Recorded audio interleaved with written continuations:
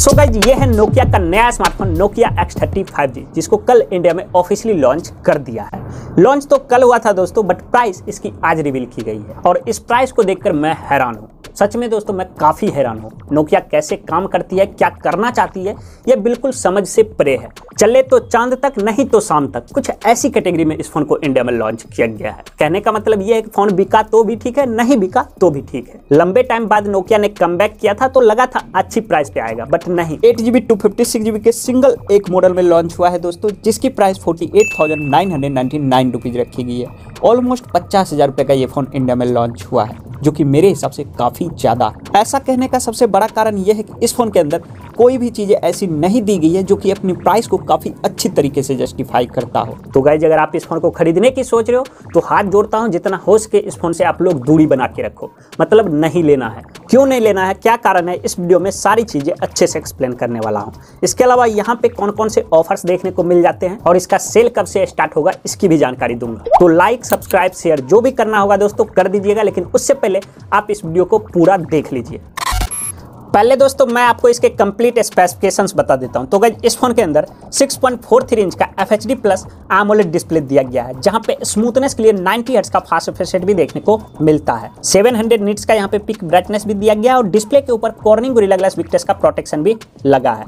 Centre punch hole display देखने को मिलता है। सेंटर में एक छोटा सा पंच होल का कटआउट है, जिसके अंदर 16 मेगापिक्सल का सेल्फी कैमरा लगा है। पीछे की तरफ यहाँ पे डुअल कैमरा सेटअप दिए गए हैं। मेन कैमरा 50 मेगापिक्सल का है, जिसके अंदर OIS का भी सपोर्ट देखने को मिलता है।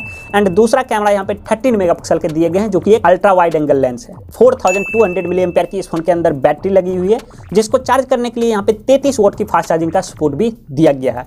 बट इन द बॉक्स यहाँ पे चार्जर नहीं मिलेगा। टाइप सी पोर्ट के साथ ये फोन आता है। NFC का सपोर्ट यहाँ पे दिया गया है। 3.5mm जैक और माइक्रो SD कार्ड का स्लॉट यहाँ पे देखने को नहीं मिलता है, बट इस फोन के अंदर IP67 का सर्टिफिकेशन दिया गया है। 5G फोन है तो यहाँ पे 11 5G बैंड के सपोर्ट भी देखने को मिलते हैं और आउट ऑफ द बॉक्स ये फोन Android 12 के ऊपर आता है, जहाँ पे स्टॉक एंड्रॉइड मिलता है और ये फोन 3 साल के OS and security patch update के साथ आते हैं। इसके अलावा दोस्तों फोन के अंदर in display fingerprint sensor and face unlock का सपोर्ट भी दिया गया है। लास्ट में अगर परफॉर्मेंस के बारे में बात करते हैं तो Qualcomm Snapdragon 695 वाला प्रोसेसर यहाँ पे लगा है। UFS 2.2 के यहाँ पे स्टोरेज दिए गए हैं एंड LPDDR4X का रैम देखने को मिलता है। तो गाइज यही थे इस फोन के सभी ऑफिशियल स्पेसिफिकेशंस। अब प्राइसिंग के बारे में बात करते हैं। 8GB 256GB के सिंगल एक मॉडल में इसको लॉन्च किया गया है, जिसकी प्राइस 48,999 रुपीज रखी गई है। मतलब 49,000 रुपए का ये फोन इंडिया में लॉन्च हुआ है, जो कि मेरे हिसाब से काफी अधिक है। ऑलमोस्ट 20 से 25,000 रुपए इसकी प्राइस अधिक रखी गई है। बट यहाँ पे कुछ ऑफर्स वगैरह भी दिए गए हैं। अगर आपके पास एक्सचेंज करने लायक कोई फोन है तो 4,000 रुपए का डिस्काउंट यहाँ पे मिलेगा। इसके अलावा प्री बुकिंग करते हो तो 1,000 रुपए का एक्स्ट्रा डिस्काउंट मिल जाएगा। साथ में यहाँ पे चार्जर और नोकिया का ईयरबड्स दोनों फ्री में मिल जाएंगे। तो अगर आप इंटरेस्टेड हो तो ले सकते हो। प्री बुकिंग स्टार्ट है, बाकी 21 फरवरी से इसका सेल भी स्टार्ट हो रहा है। अब गाइस यहाँ पे सवाल निकल के ये आता है कि हमें ये फोन क्यों नहीं लेना चाहिए। तो गाइस प्राइस के अकॉर्डिंग फोन के अंदर काफी जगहों पे कॉम्प्रोमाइज देखने को मिलते हैं। कहने का मतलब ये है कि यहाँ पे काफी सारी कमियां दी गई है। तो चलिए अब हम उसके बारे में भी डिस्कस कर लेते हैं। तो गाइस सबसे पहली कमी जो मेरे को इस फोन के अंदर नजर आई है वो है इसके डिस्प्ले में। 6.43 इंच की AMOLED स्क्रीन दी गई है दोस्तों। 90 हर्ट्ज रिफ्रेश रेट के साथ आता है। 700 निट्स का यहाँ पे ब्राइटनेस भी दिया गया और कॉर्निंग गोरिल्ला ग्लास विक्टर्स का यहाँ पे प्रोटेक्शन भी लगा है। तो ये सारी चीजें अच्छी है, बट ये चीजें अगर हमें 30,000 रुपए की रेंज वाले स्मार्टफोन में मिलता तो हम एक्सेप्ट कर सकते थे। बट इसकी प्राइस 50,000 रुपए रखी गई है और इस प्राइस पे किसी भी फोन के पास अगर आप देखते हो तो वहाँ पे आपको E5 E6 वाला AMOLED पैनल मिलता है। LTPO 4.0 3.0 वाला पैनल मिलता है विथ 120 हर्ट्ज रिफ्रेश रेट और इससे डिस्प्ले काफी ब्राइट भी होता है। 1300-1400 निट्स की वहाँ पे पिक ब्राइटनेस मिल जाती है। तो आप खुद सोच करके देखो, क्या ये चीज एक्सेप्ट करने लायक है? मेरे हिसाब से तो बिल्कुल भी नहीं। दूसरी कमी दोस्तों जो मेरे को इस फोन में नजर आई है वो है इसके कैमरे में। जैसे देखा जाए कैमरा सेटअप अच्छा है। मेन कैमरा 50 मेगापिक्सल का है, अच्छे फोटोज निकाल कर देता है। OIS का भी सपोर्ट है तो स्टेबलाइजेशन भी काफ़ी अच्छा है।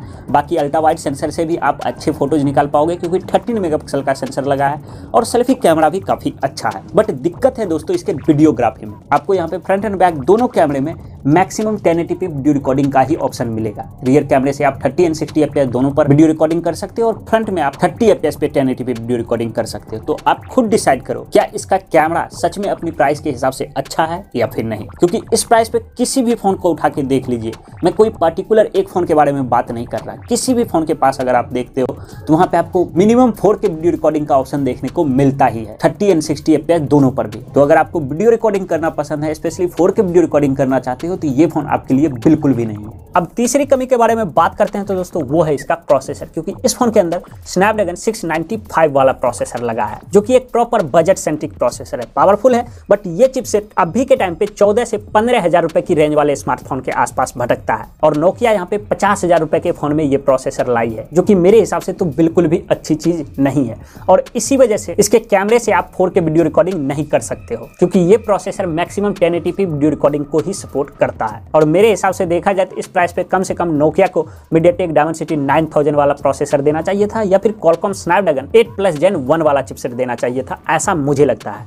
वैसे आप इसके बारे में क्या सोचते हो कमेंट करके जरूर बताइएगा। और यही इस फोन का सबसे बड़ा डिसएडवांटेज है। और चौथी कमी के बारे में बात करते हैं तो दोस्तों वो है इसकी बैटरी लाइफ में, क्योंकि इस फोन के अंदर बहुत छोटी बैटरी देखने को मिलती है। 4200 mAh की बैटरी यहाँ पे दी गई है, जो कि आजकल के टाइम पे हमें ना के बराबर किसी फोन में देखने को मिलते हैं। और इस प्राइस पे जो भी फोन लॉन्च किए जाते हैं वहां पे कम से कम 4700, 800 या फिर 5000 mAh की बैटरी दी जाती है।